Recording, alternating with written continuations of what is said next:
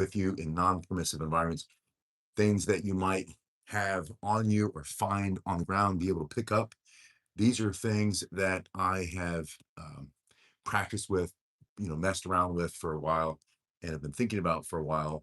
And, I try to bring them here, show them to you, and you can take the information, you can try it yourself and see if you like it. If it works for you, that's great. If it doesn't work for you, that's great too. And you can pick something else, find some other improvised self-defense tool. But these are all what I call force accelerators. So it takes what you have naturally and then it enhances it. So if you throw a punch, if you strike with your hands or your elbows or any part of your body, and you're in a non-permissive environment, meaning that you can't carry a self-defense tool that shoots projectiles. That's the most common thing. Everybody says, well, why don't you just carry this and use that? I'm talking about you cannot have it everywhere you go. We have them here in the United States with the Second Amendment, but most places around the world, you can't carry a firearm for self-defense.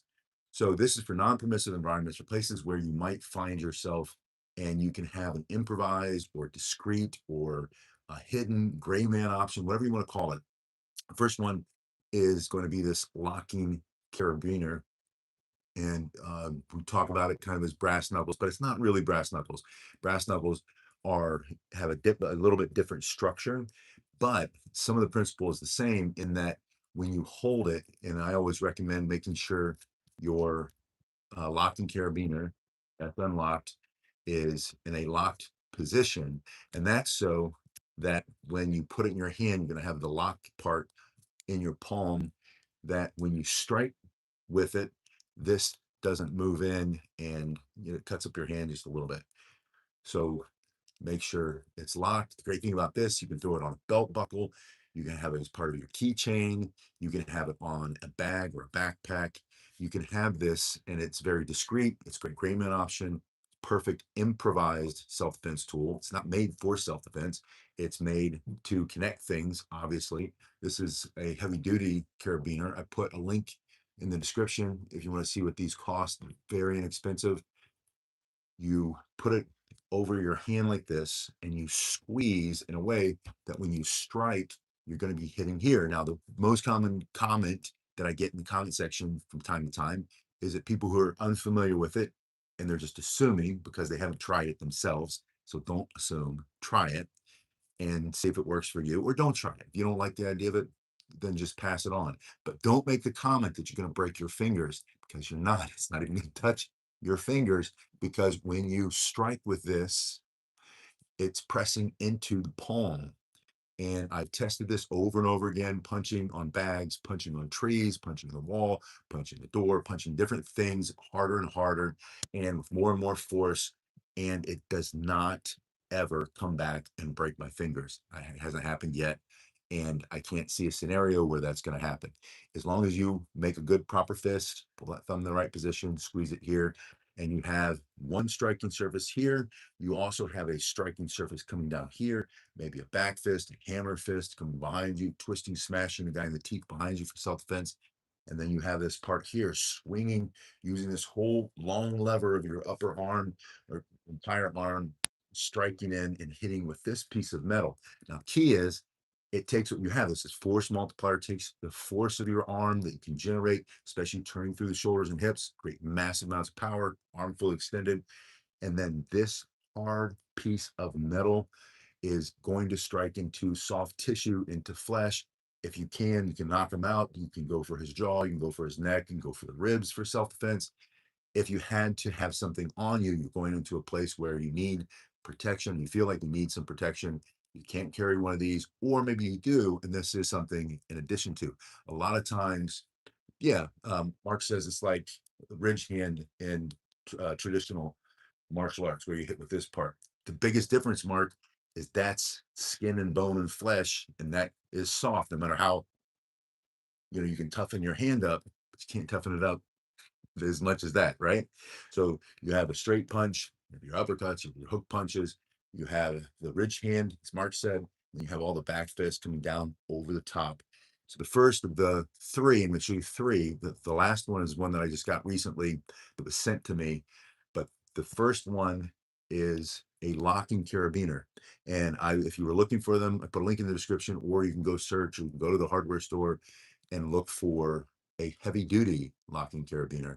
You don't want to get one of the flimsy ones, because this purpose of this is to use it as an improvised self-defense tool that could save your life. So this improvised self-defense tool could save your life. This is number one. Number two, I've got two versions. I want to show you why. This is some hex nuts that I bought from, I think it was Lowe's. I get most of my things from Lowe's. It's just because the Lowe's by us, we have a Lowe's, and of course, right next door is the Home Depot. The Lowe's is easier to get into and out of for me. The Home Depot is always super busy, lots of workers. Lowe's has a different vibe. It's easier to get in and out. Price point's about the same. Or you can get them online. I put a link somewhere on the video.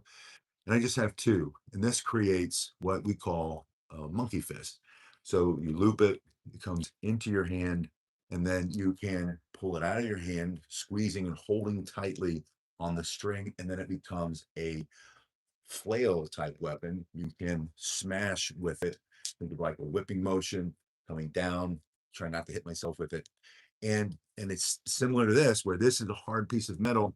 Instead of just using your fist, you now have an extended fist. So you have this reach coming out of your fist, and you can keep him back. Think of taking away his ability to see, his ability to come at you. Maybe he's reaching, you smash that hand, and this hard steel hurts. It really hurts. And it's because it's a dense piece of metal. It's very heavy. These, I think, are 2H is the number. I think there may be 3/8 inch, something like that. You can look it up, or just go to the hardware store again, and they're less than $1 each. And then this is just some 550 paracord, which became really popular when I was in the Marine Corps years and years ago. We used it all the time. It was always OD green. Now I can get any color. And yeah, United States says, what about a slingshot? Slingshot with steel darts. I'm going to do a video on slings, because there are different ways, there are different kinds of slingshots. And I've always been fascinated with them. When I was a kid, I played around with them all the time. And I just haven't used them for a while. Slingshot's a great idea. Hey, Swede, thanks for being here. Glad you're here too on this live stream. Swede says he finally caught a live stream. So this is the one that I paid, I don't know, this is probably $1.20 something. Maybe they were 60, 70 cents each. And then another, you can get a whole roll of this, like 200-300 feet for, like $10, $11. Super inexpensive. And the stuff it's not indestructible, but it's extremely strong. You can pull a lot of things. You hang a lot of things up with it. You can use this stuff for everything. So you can also, throw it around your neck. Improvised self-defense tool. You have it with you. You can keep it in a pocket, keep it in a bag. You can keep them separated. Have a couple here and here. And then if you had to, and you want to go into place before you went in, you might string it up, make your monkey fist that you could carry this way. If you were, walking to the car, it's late at night, you want to have something in your hand, that becomes a bit of a fist load. And I know somebody's going to say it again, you're going to break your fingers. I don't think you're going to break your fingers, but if you don't want to, take it out of your fist and then swing it.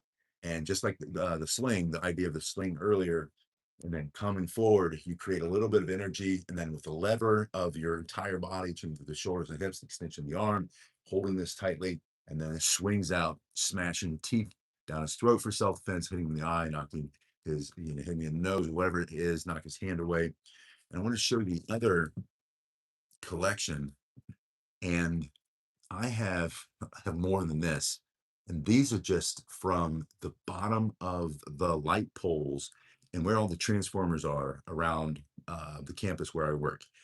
And it seems like every time the workers come out and work on those things, I always have this great deep respect for linemen. Um, for how hard they work, and the type of work that they do. And they go out when the rest of us are without power because of the windstorm or the ice storm or the hurricane or the tornado, whatever. Those guys are out there getting everything back on, right? Restringing everything. And but they don't seem to clean up very well after themselves, because these things are all over the dirt. So if you have them around you, and I don't just get these, I get these big bolts that are like this long and this big around, that are also just a great self-defense tool. United States, he said he bought a marksman slingshot to use with the professionally made things, kind of fell apart. But yeah, again, I'm a big fan of the slingshot. But these, and this is heavy. I wouldn't say carry the whole thing, although, you certainly could. I'm just laughing at myself because I think it looks a little silly. But the point is, you can find these hex nuts and square nuts, and then your cost just went down dramatically. You don't even have to spend $1.50.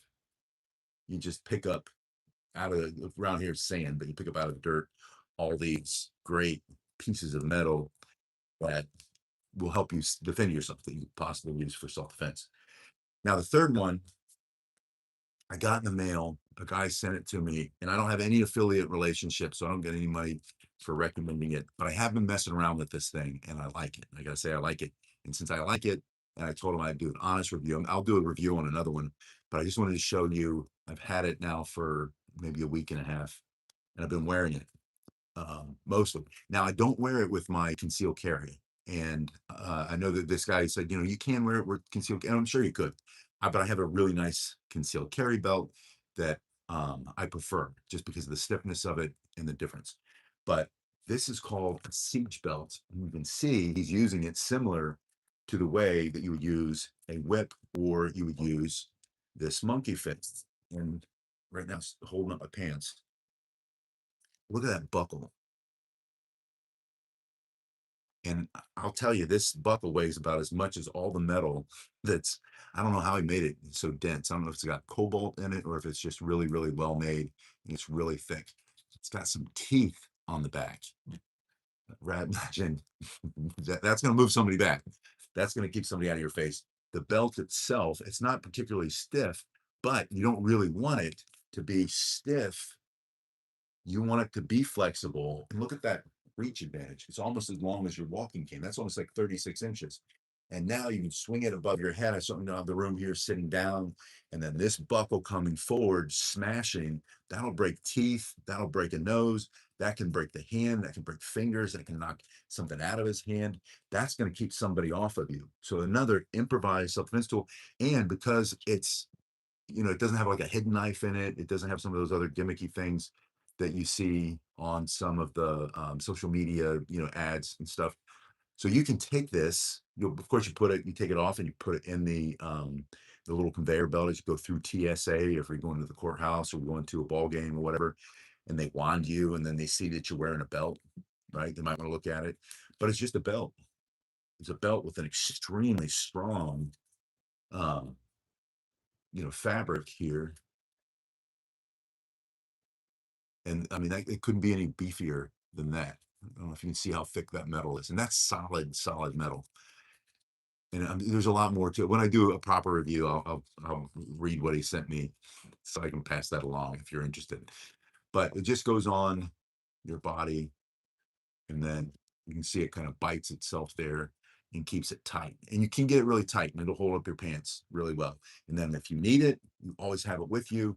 And you can find videos where people have used one of these, not one of maybe not this in particular belt, but a good belt with a really solid buckle. Like my 511 concealed carry belt has a really good buckle on it, and the leather is thick, and inside the leather is some more stiffening material. I think it's a hard plastic or maybe like a really thin metal, um, but it's not as heavy as this, and it's not as flexible, and it doesn't give you. I had this out earlier in the garage swinging it. I'm not going to smash a pumpkin with it. People do those gimmicking things where they take a plastic container and poke holes in it with their hex nuts, or they put a pumpkin or a melon and then show you, look what you can do against a pumpkin or a melon, simulating maybe that's the guy's face. That's not how it works. The head with the skull and all the tissue and all the things, a guy who's moving around is coming at you. That's not the same as smashing a pumpkin like Gallagher with your belt, but it does demonstrate that it would be at least enough to keep most people back. And there was a video of one of the a knife attack in Australia. I think it was last year, maybe the year before. it was one of the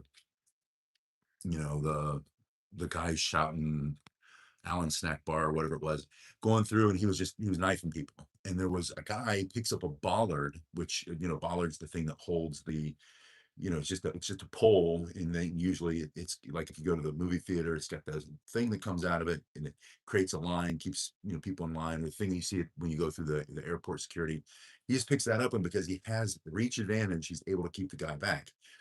Now this is about the same length as a pole. If I went to the floor, you can see that again, that's maybe 32 to 36 inches, depending on how thick your hand is, if your hand's thick like mine. And then you swing that and you can create distance between you and him, keeping him as far away from you as possible. And possibly, if he keeps coming in, smashing him with it in a way that he's got to cover up or he's got to move back. And then if you had to close the distance using elbows and whatever other self-defense tools you had, maybe you had this in the other fist, or your monkey fist, but it's better than nothing is the point. It's an improvised hidden self-defense tool you can take with you anywhere you go. It might save your life if you needed it. And the whole purpose of our discussions is always to discover and look for new things that we can use to defend ourselves with. So tonight I wanted to do three. We have the locked and carabiner, using that in your fist to strike with, the back fist, hammer fist coming over the top, that ridge hand coming through, smashing this way, smashing up, maybe smashing into his face. I think one of the best things, if he's close and he's in on you and his hands are up here, you just lift that straight up, straight under the jaw. And again, you're not hitting him with just your hand and your skin. You're hitting him with that hard piece of metal. The monkey fist, just a couple of nuts on a string. Even one nut is going to be effective. Two nuts, I think, are better than one. This, the 6 or 7 nuts here, when I have 8, that might be too many. I'd pick the 2 biggest ones, a square one and a hex nut. And again, I found those in the ground, a little bit of paracord, and then a siege belt. And I put a link in the description if you want to go and check this out. I love companies like this where, and this is my assumption, I kind of looked into it a little bit. I looked at his website. This is a guy who's really passionate about self-defense, and he's really passionate about his ability to make metal and his ability to come up with a solution like this and create a really high quality product for a reasonable price. And I love guys like this. I love people who are, it's just like the palm stick, the company with the palm stick, the selfie stick. So the selfie stick, the siege belts, all these companies, these guys who are just trying to, make a good living, do something different than just the 9 to 5, moving them around, mouse around, click, click, click, whatever else we end up doing all the time. And they find a passion. It's a little garage cottage industry, and they create really cool things. And so I did want to bring this on. I wanted to show you. Been waiting for the right time to do kind of a full video. The lights are out in the garage. I got to get new light bulbs. So once I get the garage dojo fixed up, then we'll go outside and I'll show you with some length and some distance. Maybe we can find something to hit. Maybe it won't be a pumpkin, but maybe we'll hit some boxes. Like that's going to demonstrate much, but I'll at least show you that there's a lot of force. I can tell you that the power, the weight of this is incredible. Um, yeah, the comment was, notice how many people walk with a cane. When we went to Ireland, I saw more people walking with a cane in Ireland than I've seen anywhere else I've ever been. And I don't know exactly why it is, but one, I think maybe they just feel more comfortable. I don't know if there's more injuries over there and there are more people who need a cane, or they have a different level of health care, so they don't have as many fake knees and hips as we do here. But when I go to the VA, I see 10, 15 canes in the first 100 yards before I even get in the building. They overpack that place. My VA here in West Palm Beach is massive, and the parking lot is packed, and they stack us up like sardines, back, back, back. Since this new director of the VA has come in, they've become so much more efficient. They're moving so fast. They're giving so much great care. I really love going there. But I see so many guys walking with canes and at the VA, and every once in a while I'll see a Cane Masters self-defense cane, another company that I really love and respect because they've created lots of jobs for local artists, wood craftsmen, woodworkers. Um, yeah, no, Mark asked about the shillelaghs. I love the shillelaghs too. I don't know if you know this, but I have about six in the garage, all different lengths that were sent to me by a guy named Doug. Doug, when you watch this, thank you again. And they're made by old shillelagh stick makers in the town of Shillelagh in County Wicklow, which we visit. That's where my wife's family is in Ireland. So we were there this past summer, and they're just beautiful, beautiful sticks and highly effective. And the Irish who know how to fight with sticks, it's such a great self-defense, and they're very practical. Irish stick fighting, super practical, very useful, effective style of stick fighting. I love sticks. Um, in the morning, yeah, the United States says his fishing pole, expandable fishing pole, is his weapon of choice. Stick. I love fighting with sticks. Tomorrow morning, I'm going to be doing a live on the fighting with sticks, how to fight with your self defense cane. That's one of the videos I do a lot. I look at it as an ongoing class for new people and for people who've done it before who want to continue. I found that in my own experience, my skill has developed. People have said this to me my whole life. When I get really good at a thing, they'll say, "Wow, you're so talented." And I'm like, I have no talent. I really don't. I was born with nothing. I just have a hard-headed persistence where I do a little bit of it every single day, and I do it again and again and again, and I become a master of the basics. And I keep it simple, and I practice until it becomes, they call that muscle memory. I don't think that's a real thing, but that proprioception, that mind-body connection, that muscle development, doing the same thing over and over and over again, and you can too. So that's why I do a lot of the same videos all the time, because I realized when I had a martial arts school for almost 30 years that I may have done the move, the technique, the kick, the punch, the grapple. I may have done it tens of thousands of times. And so it was old to me, or it could be boring. It was never boring to me. But like I would have instructors that had hundreds of instructors over the years, and they would get tired of teaching the basics. And I'd say, listen, it's old for you. For them, it's brand new. And you have to approach it with that way. We have a concept in all martial arts, Asian martial arts, of the beginner's mind. We have an empty mind and we have beginner's mind. You have to take a beginner's mind, beginner's spirit, and this idea of putting yourself back to the position where everything is new again, and you kind of have to push to the side your beliefs, your bias, even your experience sometimes, and try to find what's new in the move, because your body's different every single moment. You think about going through a day. You wake up, if you're like me, you wake up with some aches and pains. You didn't sleep as well lately because of all the pain in the middle of the night. And then, you're a little groggy. But then after a while, hey, Zero Gluten, thank you. Thanks for saying that. Thanks for being here too. Um, Middle of the day, you're in a routine. You've been doing it for a while. Treat Williams, I think I know that name. I can't picture him. United States says I look like Treat Williams. But by the mid-afternoon for me, I'm tired again and sleepy. So I gotta get myself up and move around. And then in the afternoon, my energy starts to rise because that's usually when I get to get a good workout in. And it used to be when I would teach my classes, I think for, almost 30 years, teaching 3, 4, 5, 6, 7, 8. And then the later I went, the older my students got, they were more adults, the harder, the more rigorous the training was. And so my energy would always rise toward the evening. Then you come home, you sit down, you eat dinner, you watch a show or have a conversation or read a book, and then so your energy drops. So my point is, when you take that approach of having a beginner's mind, when you do your training, you do the same thing over and over again, but you can push aside the idea that it's boring or it's the same or it's repetitive. That repetition builds that deep, deep foundation, deep and wide. And your body gets to experience all the different levels of energy, levels of stiffness, levels of injury. And then if you ever needed your self-defense and you're in, a life or death situation, it's going to be completely different than anything you could have imagined anyway. And so the more experiences you have in your training, the better prepared you are when you need it in real life. And that's true whether it's a competitive thing, it's like a sport, you know, if you're doing sport style martial arts or competitive style, or if you find yourself using it professionally, you know, maybe military, law enforcement, or you know, protection work, or if it becomes a life or death situation and you need it. And you can even use, you know, the mental aspects of all that training. They'll eat your light to feed their darkness. Yes, only if you let them. Amen.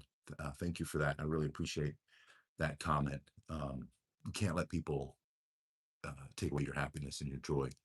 You know, you have to guard your mind and not pay attention to what somebody else is going through. You can have an empathy for it, but don't have sympathy, right? Don't feel sorry for people. It doesn't do them any good. But you can empathize with them and you can say, you know, I understand your pain, your suffering, your difficulty. I can understand you trying to take it off me. And but you don't have to take it either. You can say, you know, you don't have to like me, but you can't call me something like that. You don't have to like me, but you can't touch me. And that's where to me, that's the root of self-defense, that indignation. How dare you? You don't have to like me, but you have no right to come into my personal space. You don't have to believe in what I believe, but you have no right to try to take from me my freedom, my values, my dignity, my life. And I'm not going to give it to you. I'm going to fight for it. And that's where we use things like this when we can't carry something like this. It's all about, you know, this improvised self-defense tool could save your life. So could this, and so could a couple of hex nuts and a little bit of 550 paracord. Put in the description of these three. So we have the monkey fist, we have the locking carabiner, improvised brass knuckles, so to speak, and then this belt, the siege belt. And again, if you want to see what this, how it's made, all the attributes, there's some videos demonstrating how it's used. Go to siegebelts.com. Siege belts, not belts, siegebelts.com. And you can see that. Anyway, and if you do buy one, tell the guy that I sent you that you saw my video, just so when I talk to him, we can figure out whether anybody came and took a look or whatever. And if you do get one, let me know. So the United States has a question about the mark of the beast and Christians, and I've got to be honest. I love eschatology, but I'm not a Bible scholar. I couldn't help you with that. All I know is I think that's a really dark kind of subject, but one that we're supposed to pray about and think about. Anyway, put in the comment section which of the three are most valuable for you, or would you like to use, or do you use, or do you carry all three, or would you consider carrying all three, or just put in the comment section which one's your favorite. And if you do go and you get a siege belt, reach out and let me know. Do you like it? Do you not like it? What do you think? I really like mine. Just let me know what it is. Yeah, Eleanor says perhaps the improvised methods become the best form of self-defense. And if you think about like a lot of the like Okinawan martial arts, right? The story behind Okinawan martial arts, where the Japanese came, subdued the people of Okinawa. They were farming agricultural types, and they took all the weapons away, so they couldn't fight back when they were being oppressed. So they learned how to fight with farm implements, which is where you come up with the sai and the kama, which is like a sickle, and the nunchuck, and all of the you know the staff type weapons. The monk couldn't carry a sword, so he carried a staff, learned how to fight with a staff. The Brazilians, in Brazil, you have the martial art of capoeira. Capoeira looks like a dance, but the guy flips upside down and kicks you in the teeth. And Korea, same thing, oppressed by you know, different armies, Japanese, and they developed Tikyun, which looks like a dance, but again, they're going to kick you in the face in the middle of it. And so there's that whole tradition, Eleanor, to your point, that, you know, training with developing your mind as your ultimate weapon, and your resourcefulness of using improvised tools might be better, because they're going to take this. We have the Second Amendment now, right? Canada had their Second Amendment rights. They're losing them constantly. Think about Australia. They all had guns. Now they have very few, except the bad guys seem to be able to get them. New Zealand took them away. Can't carry them anywhere in most of Europe. There are some places you can, but most places you can't. They've taken away all of their ability to defend themselves. And so, Eleanor, I think you're right. This might be the best style: umbrella, cane, belt, carabiner, monkey fist.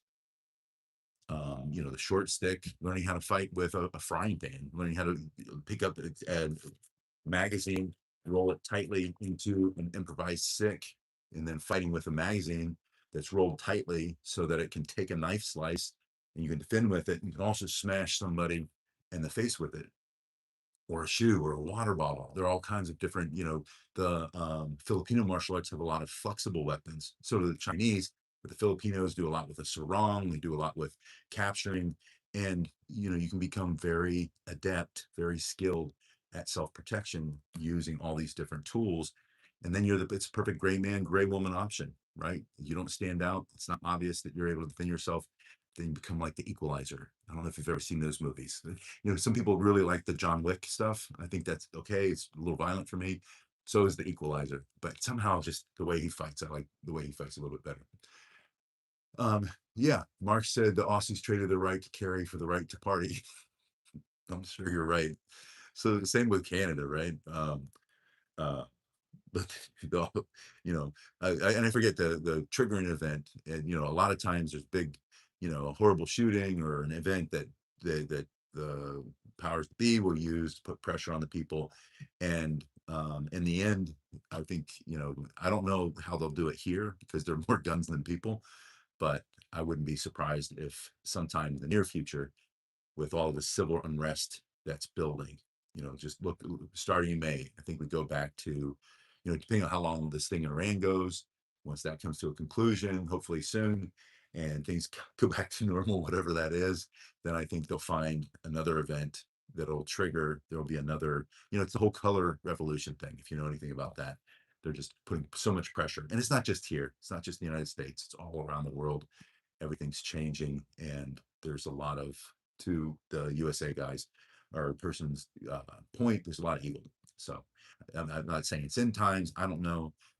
I don't think we're supposed to know that. We're just supposed to be ready and uh, pray for our souls to be doing the right thing, and to, at any time, whether the sun is shining, everything's wonderful and perfect, we should also have the same mindset. Not that the world is ending, not that the beast is coming, not that it's revelations, but that we're supposed to live our lives in a way to be kind, loving, to be submissive to the king, to be prayerful, to be open to the word of the truth. There's only one truth. And I think this AI that's coming, that I play around with every once in a while, it's so creepy that we're all being creeped out with, but it's getting better and better. And I'm now starting to see full-blown videos that are definitely AI, but they're getting better and better and better.